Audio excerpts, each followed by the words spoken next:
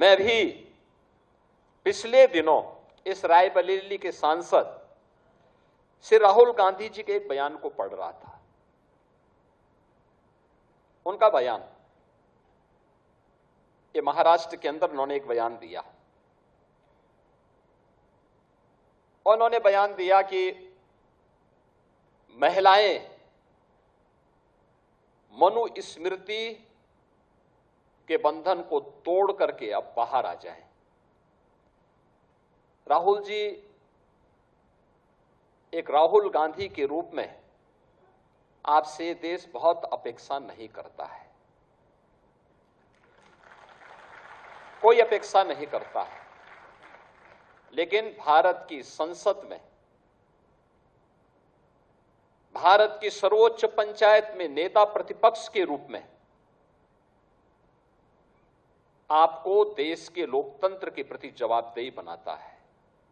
आपने भारत के संविधान की शपथ ली थी और संविधान की शपथ लेकर के आप भारत की परंपरा को, भारत की विरासत को कोसना अपना जन्मसिद्ध अधिकार समझते हैं। आप यूपी के बाहर जाते हैं तो यूपी को लांछित और अपमानित करते हैं, भारत के बाहर जाते हैं तो भारत का अपमान करते हैं। भारत की सेना जब सीमाओं पर दुश्मनों के खिलाफ लड़ती है तो आप भारत की सेना के जवानों से प्रमाण मांगते हैं।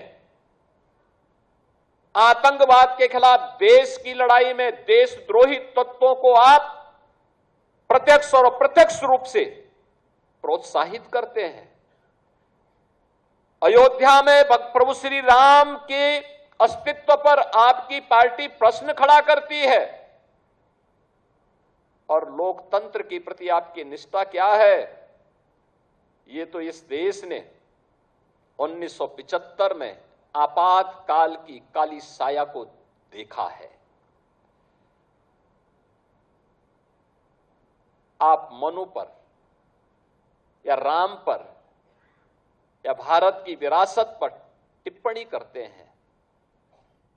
मनु को जानना है तो आप अथर्ववेद पढ़िए,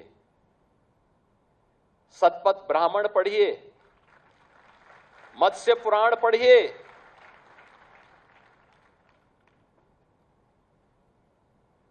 आपको सारी जानकारियां मिल जाएंगी। मैं पूछना चाहता हूं, कौन ऐसा व्यक्ति है जिसके जीवन में किसी न किसी रूप में, मां के रूप में या बहन के रूप में या पत्नी के रूप में या फिर बेटे के रूप में किसी महिला का संरक्षण उसे न प्राप्त होता हो? कौन ऐसा व्यक्ति है? क्या कोई बेटी पिता के बगैर है? क्या कोई बहन भाई के बगैर है? क्या कोई पत्नी पति के बगैर अपने अस्तित्व को मानती है? और क्या कोई मां बेटे के बगैर अपने अस्तित्व को पूर्ण मानती है? अगर मनुस्मृति ने ये बात कही है,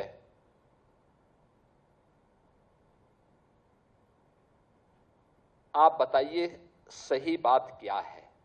और आप भारत के बच्चों को, भारत के नौनिहालों को उस दिशा में क्यों ले जाना चाहते हैं जहां पर किसी माता को या किसी अन्य व्यक्ति को बाद में लज्जित होकर के माफी मांगनी पड़े?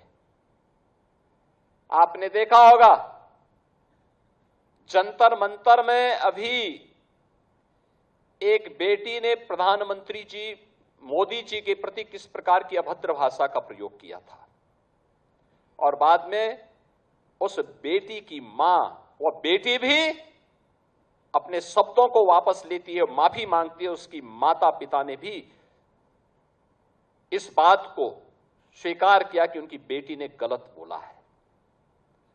आप क्यों अर्बन नक्सलियों के हाथों भारत की वर्तमान पीढ़ी के भविष्य को खराब करना चाहते हैं?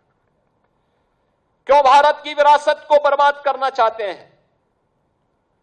क्यों भारत के भविष्य के साथ खिलवाड़ करना चाहते हैं?